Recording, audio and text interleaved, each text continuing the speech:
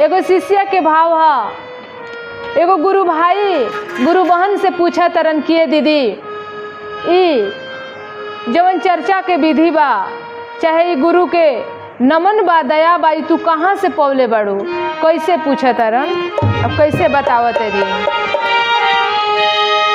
कि कहाँ से पवलू ना ये दीदी कहाँ से पवलू ना,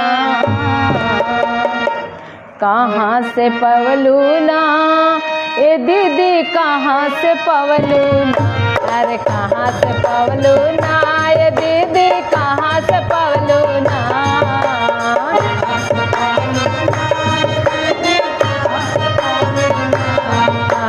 कहाँ से पवलू ना ये दीदी कहाँ से पवलू ना।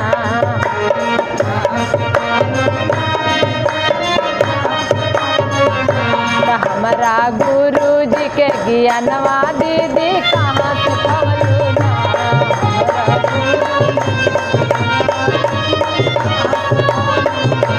हमारा गुरु जी के ज्ञानवा दीदी कहाँ से पवलू ना।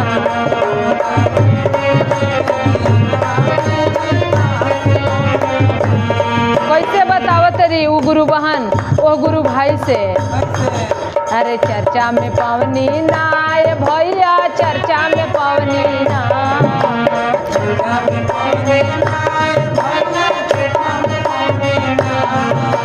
चर्चा में पवनी ना ये भैया चर्चा में पवनी ना। तो अपना गुरु जी के ज्ञानवा भैया चर्चा में पवनी ना।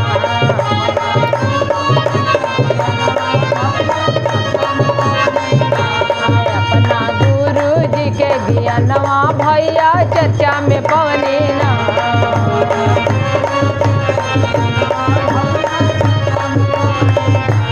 देखी वो गुरु भाई और गुरु बहन से पूछा तरन कि कैसे कैसे पवले बड़ू हमरों के बताव कि गुरु जी के का खियावेलू का पियावेलू कहाँ बैठावेलू, कैसे पूछा तरन का तू खियाबू ना ये दीदी का तू पियाबू ना।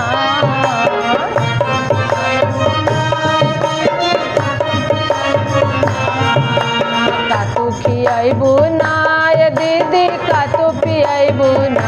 तो अपना गुरु जी के असनिया दीदी कहाँ लगैबू ना।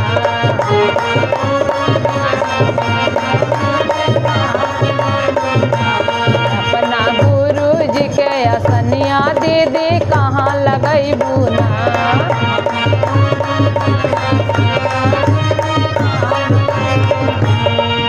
अरे भांग खियबो ना ये भैया गांजा पियबो ना।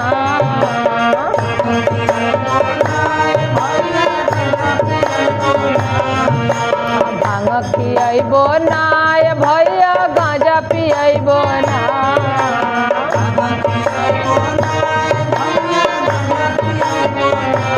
अपना गुरु जी के असनिया भैया अंगने लगैबो ना। अपना गुरु जी के असनिया भैया अंगने लगैबो ना। अपना गुरु जी के असनिया भैया अंगने लगैबो ना।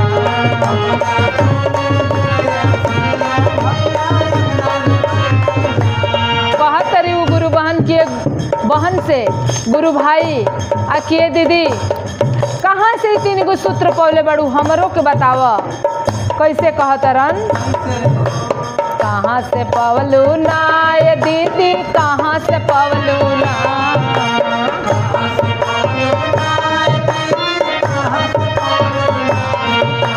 कहाँ से पवलू ना ये दीदी कहाँ से पवलू ना। तो हमार गुरु जी के सुतरवा दीदी कहाँ से पवलू ना।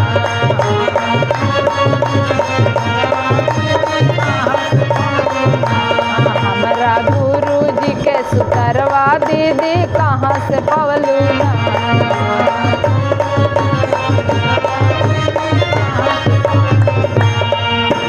साहब हरिंदर ना ये भैया साहब हरिंदर ना।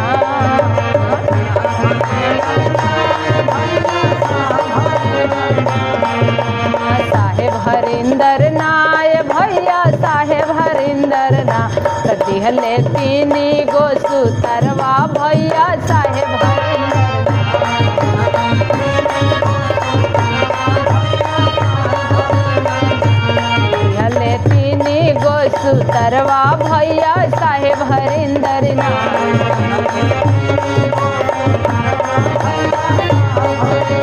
अरे दीदी नीलमना ये भैया दीदी नीलमना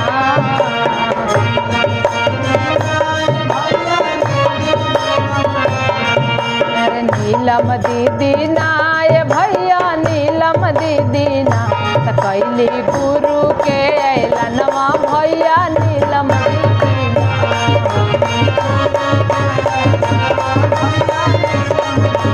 कैली गुरु के ऐलनवा भैया नीलम दीदिया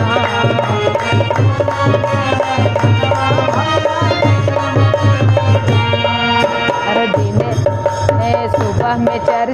सुबह में दाया नाय भैया दिने में चर्चा ना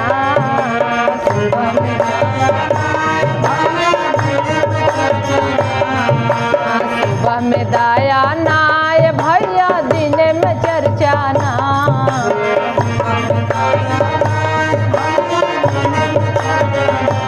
रतिया गुरु के ना मनवा भैया साहेब हरिंदर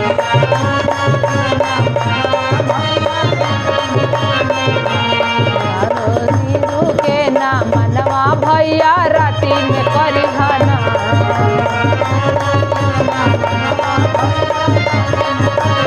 अरे राती में करिहना ये भैया राती में करिहना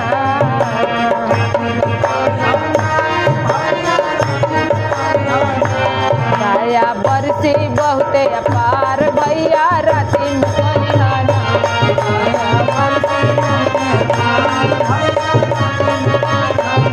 कहाँ से पवलू ना ये दीदी कहाँ से पवलू ना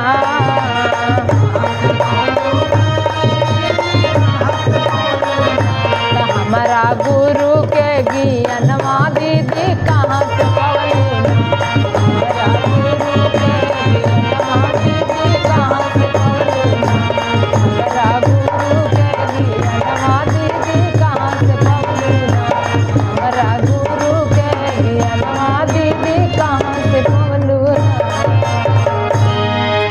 कि कहाँ से पवलू ना ये दीदी कहाँ से पवलू ना हमारा गुरु के ज्ञानवा दीदी कहाँ से पवलू ना।